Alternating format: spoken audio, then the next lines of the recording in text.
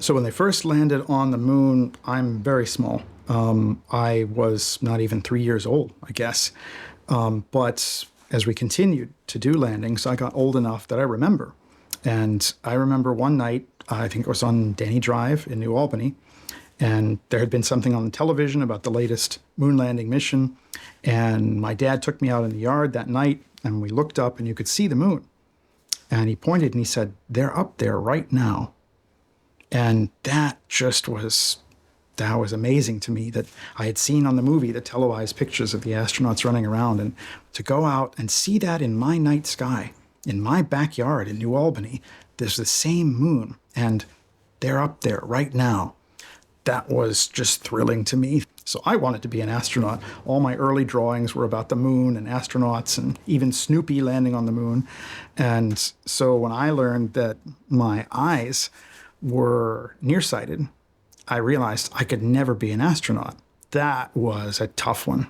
But the effect the moon landings had on me was that this was the height of adventure.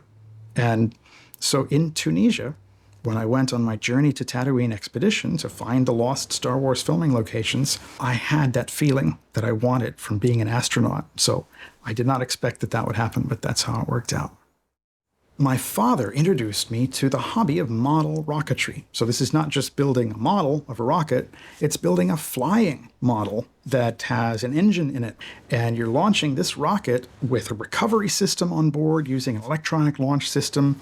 And you're actually going through all of the same processes that real rocket engineers have to go through to get an Apollo moon rocket off the ground and get the astronauts back safely. You've got to understand all these different aspects of physics and engineering and planning to pursue this hobby. So you can be a little kid, but you're doing all the same things that a real NASA engineer is doing if you're in the hobby of model rocketry.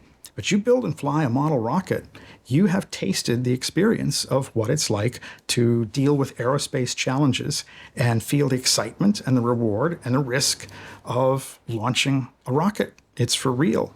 I had no idea that I would grow up to work with NASA, but even then I was having the kinds of successes and failures and challenges and rewards that real rocket engineers have. So I love that hobby.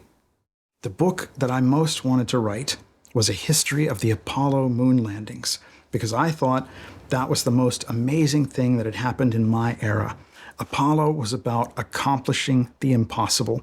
And let's look at specifically, how did we do that? I wanted to tell that story in a way that was accessible to people that might not want to deal with all of the scientific terminology or the engineering things. At the heart of the Apollo story, for me, were two individuals. One is Wernher von Braun, the rocket engineer. The other person at the heart of the Apollo adventure for me was Neil Armstrong.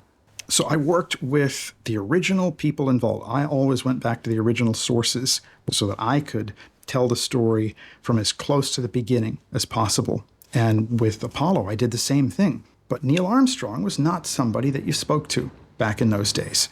Neil Armstrong had retreated from public life and asked that people respect that. Neil Armstrong had this most famous role of anyone in modern history, and he chose, it's not about me, folks. This is about the achievement that the country did, that we did together. And he was happy in his later life because the fame will come and go. But to him, it didn't matter. He wasn't in it to be famous. He didn't care at all how famous he was. He cared, did I do my job well? When the country asked me to serve, did I serve well? That's why he was my hero, rather than that he happened to be the first man on the moon. That was great. But it was because there was a commander who was really doing his job for the country and also living up to his own standards instead of worrying about what anyone else thought or worrying about being famous. That's what I admired.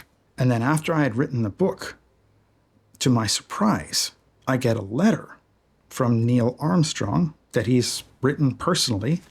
To get that letter from him unsolicited about the book that I tried to write to honor my hero, that was something I never expected and was tremendously rewarding. And that's the kind of thing, I don't care how many copies that book sold. I don't care how much money came out of that project. I care that Neil Armstrong said, you did a good job on this book. You told the truth. This is what it was like.